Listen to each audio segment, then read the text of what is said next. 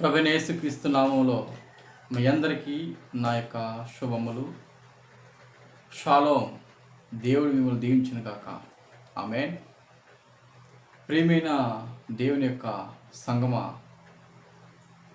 ఈ యొక్క ఉదయకాల వేళల్లో దేవుడు ప్రతి ఒక్కరితో మాట్లాడవచ్చున్నాడు. ఆమేన్. ఖచ్చితంగా ఎవరి హృదయములో ఆయన నివాసం ఉంటున్నాడో ఆ ప్రతి హృదయము ఆయనను వెతుకును. దేవునికి మహిమ కలుగును గాక. ఈరోజు మన యొక్క ఒక వర్తమానం ఏమిటంటే, సంఘములో స్త్రీ వాక్యము బోధించటం జరుగుతున్నది. పులిపేట మీదకెక్కి బలిపీఠం మీద నిలబడిన స్త్రీ వాక్యం చెప్పుట అది దేవునికి ఎంతో విరోధమైనది. ఖచ్చితంగా మనము చూడవచ్చు. సంఘములో స్త్రీ మౌనంగా ఉండవలసినదే కానీ ఆమె ఉపదేశించుటకు ఆమెకు అనుమతి లేదని అపోస్తుడైన పౌలు గారు రాసి ఉన్నారు. మరి ఈ కాలంలో ఉన్న స్త్రీలు సంఘములో బలిపీఠములు ఎక్కి వాక్యం బోధించుతున్నారంటే దేవుని ఆత్మ అక్కడ ఉన్నదా లేదా, అది మీరే యోచించుకోండి. ప్రియమైన దేవుని యొక్క సంగమ, గమనించండి. పిలువబడిన వారు అనేకులు, ఏర్పరచబడిన వారు కొద్దిమంది. ఆ కొద్ది మందిలో నువ్వు ఉండావా లేవా అన్నది నీవు యోచించుకో, నిన్ను నీవు పరీక్షించుకో. ఈ కాలములో ఉన్న అనేకమైన సంఘ శాఖలు, సంఘాలు ఒక తాట మీద పోతూ ఉన్నాయి. ఎలా వెళ్తూ ఉన్నాయంటే, అనేకమైన రకాల పరిచర్యలు చేస్తూ ఉన్నారు.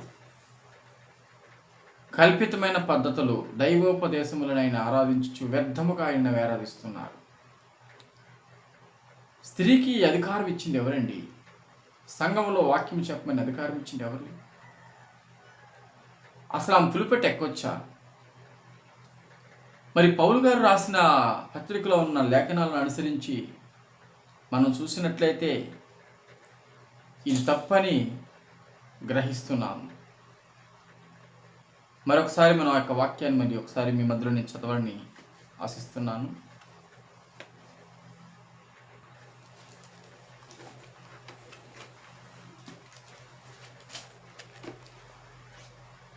చూడండి,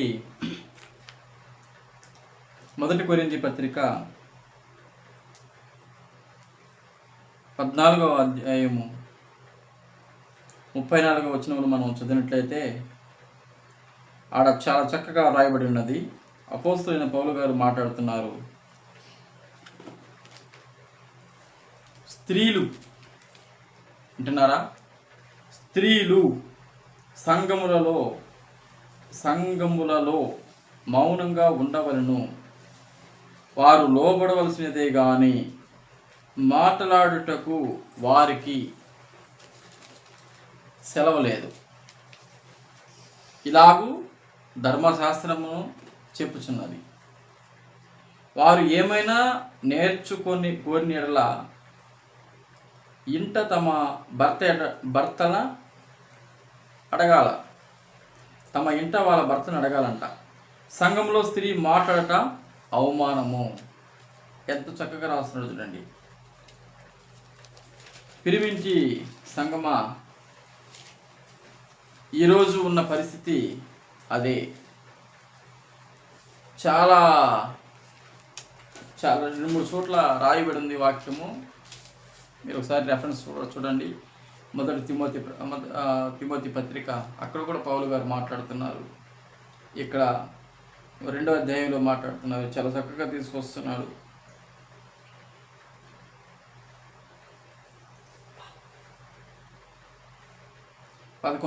మాట్లాడుతున్నాడు. స్త్రీలు మౌనంగా ఉండి సంపూర్ణ విధేయతతో నేర్చుకునవలను. స్త్రీ మౌనంగా ఉండవలసినదే కానీ ఉపదేశించుటకైనను పురుషుని మీద అధికారము చేయుటకైనను ఆమెకు సెలవేయను. చాలా చక్కగా మాట్లాడుతున్నాడు. 2 చోట్ల మనం ఇప్పుడు ఆ యొక్క రెఫరెన్స్ మనం చదివి ఉన్నాము. మొదటిసారి సంఘంలో మాట్లాడకూడదు. బాగా వినండి, సంఘంలో అసలు ఏం మాట్లాడకూడదు, అసలు బోధించకూడదు అసలు పూర్తిగా. మరి ఇప్పుడున్న సంఘ శాఖలలో బోధించమని వాళ్ళకి అధికారం ఇచ్చింది ఎవరు? దేవుడు ఇచ్చాడా లేదా మరి ఇంకెవరైనా ఇచ్చారా? బైబిల్లో ఉన్న ఒక వాక్యాన్ని బోధించమని స్త్రీకి ఎవరు ఇచ్చారండి? సువార్త ప్రకటించమన్నారు. ఇంటి పక్కన వాళ్ళని ఎవరైనా ఉంటే వాళ్ళతో మాట్లాడమని చెప్పాడు దేవునికి విషయాలు. అంతేగాని నువ్వు బలిపీఠం మీదకి వాక్యం బోధించమని స్త్రీకి అధికారం ఎక్కడిది? మరి దేవుడు అక్కడ ఉన్నాడా? దేవుని యొక్క ఆత్మ, పరిశుద్ధాత్మ అక్కడ ఉన్నదా లేదా? ఎందుకు ఇలా ప్రవర్తిస్తున్నారు అంటే దేవుని యొక్క రాకడ సమీపముగా ఉన్నది. పురుషుడు వాక్యం చెప్పినట్లయితే అది చాలా చక్కగా ఉంటున్నది. స్త్రీలు వాక్యం చెప్పట అది అవమానం అని ఇక్కడ ఖచ్చితంగా కొరింథీ పత్రిక కానీ తిమోతి పత్రికలో కానీ చక్కగా ఇచ్చారు పౌలు గారు. దయచేసి అడ్మిట్ వల్ల ఉన్నట్లయితే మీరు ఒకసారి వాక్యం చదవండి. పురుషుని మీద అధికారం కూడా చేయకూడదు స్త్రీకి శిరస్సు పురుషుడై ఉన్నాడని చాలా చక్కగా అది కూడా రాయబడి ఉన్నది. ప్రియమేంటి దేవుని యొక్క సంగమ, ఈ యొక్క ఉదయకాలంలో ఈ యొక్క వాక్యాన్ని దేవుడు మీ మధ్యకి తీసుకొచ్చాడు. ఇది సొంత మాట కాదండి, బైబిల్ ఉన్న ప్రతి మాటను మీకు వినిపించడం జరిగింది. మీరు ఒకసారి పరిశోధించి మరి దేవుని యొక్క సంఘములో స్త్రీ ఏ విధంగా ప్రవర్తించాలి, ఏ విధంగా నడుచుకోవాలి అనే దాన్ని బట్టి మీరు తెలుసుకోండి. దేవుడు ఈ మాట దీవించి ఆశీర్వదించును గాక. ఎవరైతే ఈ యొక్క ఛానల్ చూస్తున్నారో ప్రతి ఒక్కరూ ఛానల్ని సబ్స్క్రైబ్ చేయండి. మీకు ఏదైనా డౌట్స్ ఉన్నట్టయితే మీరు కామెంట్ రూపంలో తెలపండి. మీ యొక్క ప్రతి ఒక్క విన్నపమును మేము ఖచ్చితంగా రిప్లై ఇస్తాము. వాక్యపరంగానే మీరు మాట్లాడండి, దేవుని పరంగానే మీరు మాట్లాడండి, మీకు ఖచ్చితంగా సమాధానం దొరుకుతుంది. బైబిల్తోనే మీతో మాట్లాడతాము. నేను కాదు కానీ దేవుని యొక్క మాటలే మీతో మాట్లాడబోతున్నాయి. ఆమేన్. ఎక్కడి నుంచి మీరు చూస్తున్నారు, అక్కడ ఒక విలేజ్ కానీ ఆ యొక్క సిటీ కానీ మీరు మెన్షన్ చేయండి కామెంట్లలో, ఎక్కడి దాకా ఈ యొక్క వర్తమానం వెళ్తున్నదని ఖచ్చితంగా తెలుసుకోండి. ఈ చివరి కాలంలో దేవుడు మనకంటూ ఒక రూటును ఏర్పరిచి ఉన్నాడు. అనేక జనాంగములు ఆయన లేడు కానీ కొద్ది మందిలోనే ఆయన ఉన్నాడు. అది నీలోనే ఉన్నాడు, నీ పక్కనే ఉన్నాడు. తెలుసుకొని ఆయన వాక్యమును ధ్యానించు. ప్రతిరోజు ఆయన వాక్యము చదువుతున్న వెంటనే నీతో ఆయన మాట్లాడుటకు ఆయన ప్రారంభిస్తాడు.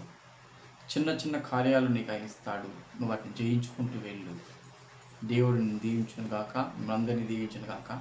అందరికీ షాలోమ్. మీ కొరకు నేను చిన్న ప్రార్థన చేస్తాను. మహాపరిశుద్ధ తండ్రి, మీకు వందనాలు, స్తోత్రాలు నాయన. ప్రభువా, ఈ ఉదయకాల వేళల్లో ఇదిగో తండ్రి, ఈ వాక్య భాగమును వినిన ప్రతి బిడ్డని మీరు దీవించండి, ఆశీర్వదించండి. ప్రభువా, ఇదిగో సంఘంలో జరుగుతున్న అనేకమైన వ్యర్థ కార్యాలు మేము మధ్యలో ఉంటున్నాయి. ప్రభువా, మీరు వాటన్నిటిని సరిచేసి మంచి జ్ఞానాన్ని అందరికీ దయచేయండి. ప్రభువా, లోకం ఒకవైపు ఇదిగో తండ్రి నాయన పరిగెడుతుంటే మీ యొక్క వాక్యము నాయన ఆ గోడలో దిగినదని మా ప్రాప్తి సెలవిచ్చి ఉన్నాడు. ప్రభువా, ఆ యొక్క గోడల్లో మేము ఉన్నట్లయితే దేవుని యొక్క సన్నిధానం మేము కలుసుకోబోతాం నమ్ముతున్నాం. భయంకరమైన మహాదినం రాకముందు, శ్రమలు రాకమునుపు ప్రవక్తకు ఏలియాని మీ ఎద్దకు పంపుదని చెప్పిన వాక్యము కూడా చాలా చక్కగా ఉన్నది.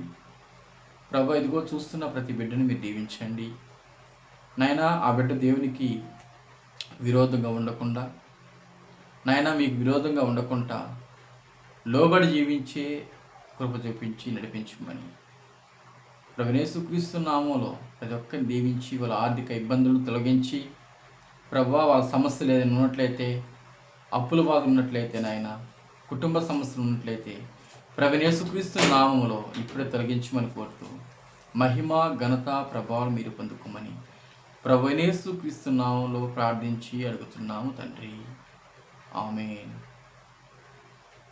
దేవుడు మిమ్మల్ని అందరినీ దీవించును గాక. ఆమేన్. మరొక వర్తమానముతో రేపటి రోజు మనం కలుసుకుందాం. ఆమేన్. షాలోమ్. హల్లెలూయా.